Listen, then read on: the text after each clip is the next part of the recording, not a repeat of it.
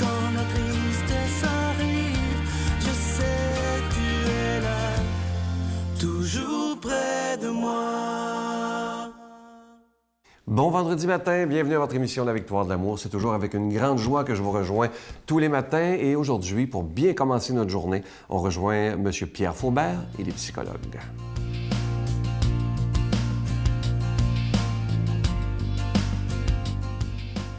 Bonjour, bon vendredi et bon week-end. Aujourd'hui, j'aimerais aborder une rencontre qui a beaucoup marqué l'imaginaire depuis que ce texte a été écrit, c'est-à-dire cette rencontre extraordinaire entre Jésus et ce qu'on appelle la femme adultère.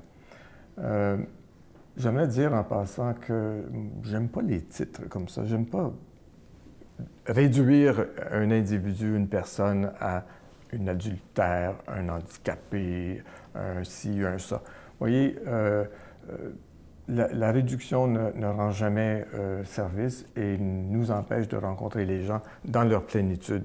On reste pris avec l'appellation et on ne rencontre pas la personne. Tandis que Jésus, lui, qu'est-ce qu'il fait? Il rencontre les personnes. C'est un peu ce qu'on fait, nous, en thérapie, c'est-à-dire qu'on rencontre le plus possible les personnes au-delà de leur titre, au-delà de leur fortune, au-delà de leur apparence. C'est incroyable comment j'ai constaté une chose, comment il y a des personnes qui arrivent en thérapie et la souffrance déforme le corps. Les gens sont voûtés, les traits sont plus marqués, les gens sont souffrants, ça paraît. Et j'ai remarqué, au fur et à mesure que les thérapies, les rencontres, les sessions se font, eh bien, que la personne devient de moins en moins tendue. C'est un peu comme un traitement anti-rides, mais en fait, on n'appelle pas ça comme ça, mais c'est vraiment quelque chose d'assez extraordinaire de voir le changement dans la physionomie des gens, dans leur visage qui exprime quelque chose de profond. Alors Jésus rencontre cette femme.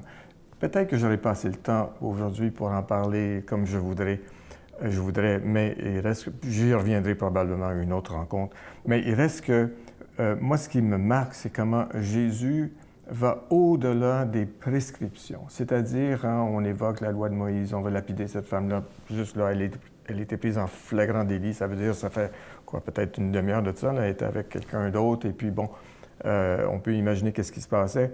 Et on la traîne là, puis c'est un peu comme si on avait du plaisir à l'humilier, cette femme-là, à l'humilier encore plus.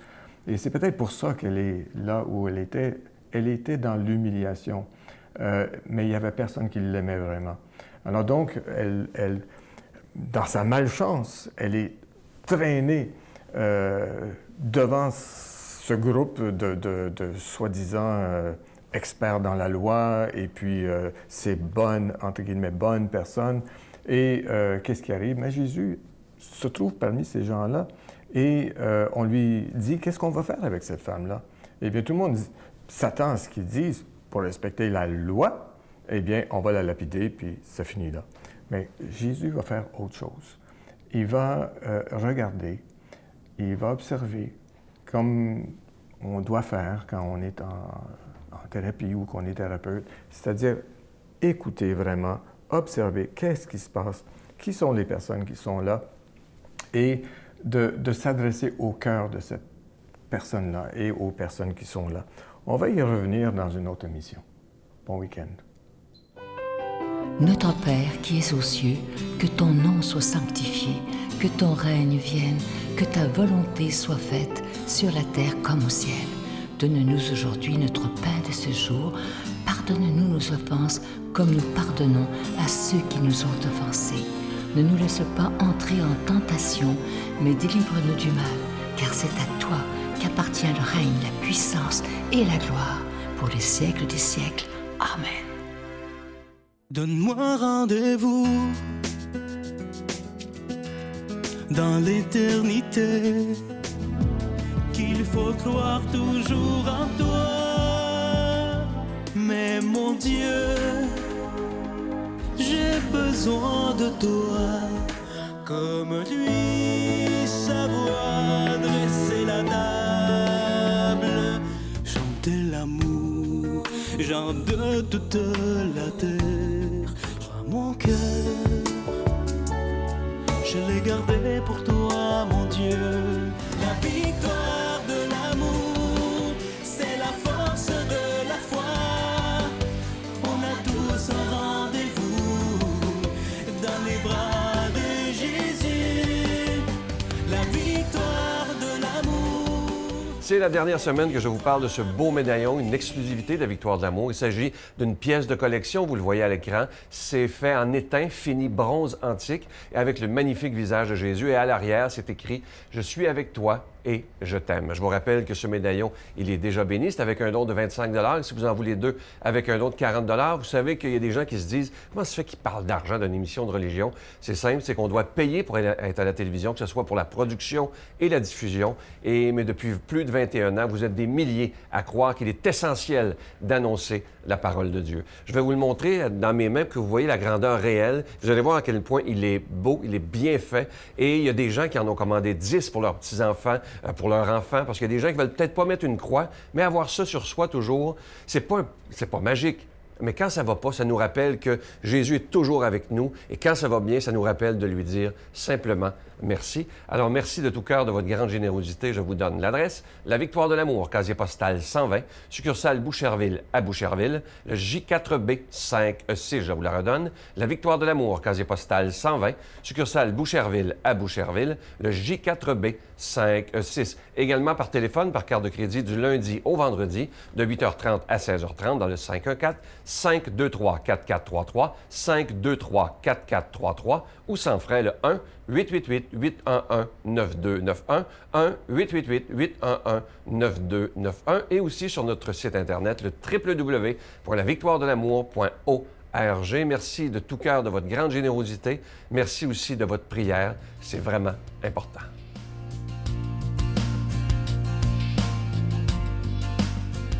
Mon Dieu, donnez-moi la sérénité d'accepter les choses que je ne peux changer, le courage de changer les choses que je peux et la sagesse d'en connaître la différence. Amen. Aujourd'hui, la parole de Dieu est proclamée par quelqu'un qu'on apprécie beaucoup. Il est vraiment d'une grande profondeur. Il est aumônier de prison à la prison de Bordeaux, Stéphane Roy.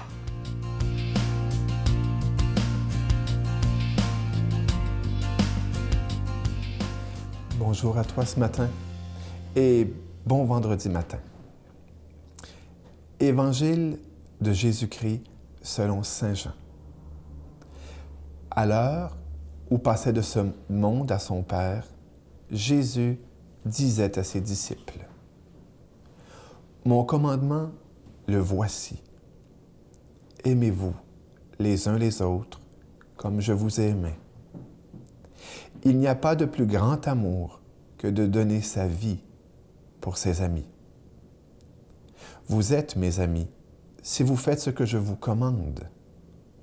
Je ne vous appelle plus serviteur, car le serviteur ignore ce que veut faire son maître. Maintenant, je vous appelle mes amis, car tout ce que j'ai appris de mon Père, je vous l'ai fait connaître.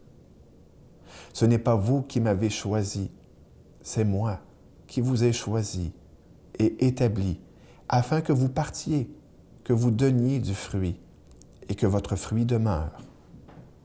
Alors, tout ce que vous demanderez au Père en mon nom, il vous l'accordera. Ce que je vous commande, c'est de vous aimer les uns les autres. » Jésus parle toujours en tant que Fils du Père. Tous les enseignements, une clé de lecture pour comprendre Jésus, les enseignements du Maître Jésus, c'est de dire qu'il parle toujours en tant que Fils du Père. C'est comme mettre une lunette rose pour voir la vie en rose.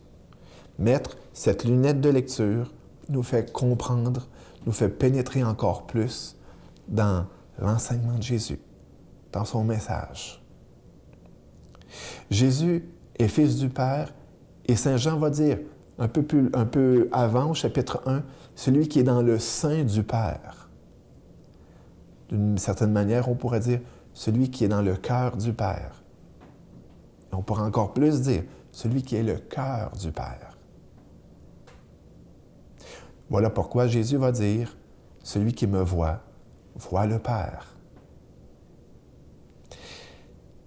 Jésus, aujourd'hui, nous parle d'amour. Ce texte du chapitre 15 de Saint Jean, eh bien, se situe juste après le lavement des pieds et la scène. Ce sont les chapitres qui vont nous conduire à l'arrestation et à la passion de Jésus. Ce sont donc des chapitres très, très forts, denses, intenses de la part de Jésus. Et plusieurs vont dire que dans ce texte, c'est comme son testament que Jésus livre. Aimez-vous les uns les autres. C'est d'ailleurs l'une des phrases que l'on connaît le plus de l'enseignement de Jésus. Et pourtant, on la connaît, mais comme on la vit si peu. Un des secrets de ce texte, c'est que Jésus, nous parlant d'amour, nous parle d'un amour venant de source. Un des problèmes, pourquoi ce texte est si difficile à vivre, même si nous rejoignons au plus profond de nous-mêmes, il nous excite parce qu'on est fait pour ça, c'est qu'on essaye trop par nous-mêmes d'aimer. Jésus, s'il est l'amour, s'il aime si intensément, si grandement, si bellement, si merveilleusement, c'est que son amour, il ne le tient pas de lui-même, mais du Père, qui est la source de tout amour. Et voilà pourquoi il dit, « Tout ce que j'ai appris de mon Père, je vous le fais connaître. » C'est que l'amour dont tu es appelé à aimer, dont je suis appelé à aimer, eh bien, on doit l'accueillir comme une grâce. Voilà pourquoi la vie chrétienne, c'est une relation. Je ne peux pas être un chrétien isolé. Je ne peux pas être un chrétien sur mon île déserte et puis être un petit chrétien ou un petit Dieu, un petit fils de Dieu par moi-même. Ça, c'est la tentation du Jardin d'Éden. Être des fils par soi-même, en prenant nous-mêmes le fruit de l'arbre. Non. Être un fils de Dieu, c'est nécessairement en s'accueillant du Père, en recevant toutes les bénédictions du Père, en recevant la vie du Père. Et, puisqu'il n'y a pas de plus belle vie qu'une vie d'amour, eh bien, cet amour, on doit l'accueillir du Père. Voilà pourquoi, combien de fois devant des gens qui me sont difficiles d'aimer, je demande, « Père, viens aimer en moi. Viens être amour en moi pour telle personne, pour telle situation. » À ce moment-là, on me reconnaîtra, dit Jésus, eh bien comme un véritable fils du Père. C'est la transparence des saints. C'est la lumière des saints. En ce beau vendredi, que la grâce te bénisse et descende sur toi, au nom du Père, du Fils et du Saint-Esprit. Amen. Je vous salue Marie, pleine de grâce. Le Seigneur est avec vous. Vous êtes bénie entre toutes les femmes, et Jésus, le fruit de vos entrailles, est béni. Sainte Marie, Mère de Dieu, priez pour nous pauvres pécheurs, maintenant et à l'heure de notre mort. Amen.